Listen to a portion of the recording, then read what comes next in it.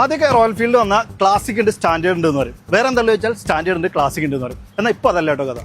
നിരന്തരം പുതിയ മോഡൽ അവതരിപ്പിച്ചും ഉള്ള മോഡൽസിന് അപ്ഡേറ്റ് വന്നും തിരഞ്ഞെടുക്കാനായിട്ട് ഇപ്പോൾ ഒരുപാട് ചോയ്സ് ആണുള്ളത്. ഇപ്പോൾ ഏറ്റവും പുതിയ അപ്ഡേറ്റ് വന്നിട്ടുള്ളത് റോയൽ ഫീൽഡിന്റെ Meteor 350ക്കാണ്.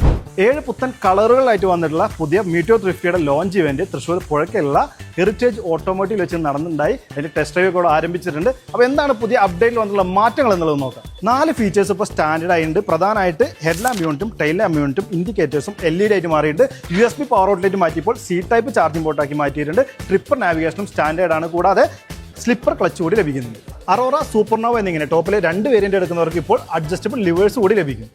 Fireball, stellar, Arora, supernova എന്നിങ്ങനെ പഴയ വേരിയൻസ് ആണെങ്കിൽ പോലും കളേഴ്സ് എല്ലാം നമുക്ക് പുതിയതാണ്. 7 പുത്തൻ കളറുകൾ ഇപ്പോൾ ലഭിക്കുന്നുണ്ട്. 2,41,000 ഇപ്പോഴത്തെ ഒരു ഓൺ റോഡ് പ്രൈസ് സ്റ്റാർട്ടിങ് വരുന്നത്. സെപ്റ്റംബർ 22 GSTയിൽ മാറ്റം വരുന്നതുകൊണ്ട് പ്രൈസ് ഇനിയും കുറയാൻ സാധ്യതയുണ്ട്. അത്തരം കാര്യങ്ങൾ അറിയാനും വാനൊന്ന് ടെസ്റ്റ് ഡ്രൈവ് ചെയ്യാനും ഹെറിറ്റേജ് മാറ്റി ഒന്ന് കോൺടാക്ട് ചെയ്തു.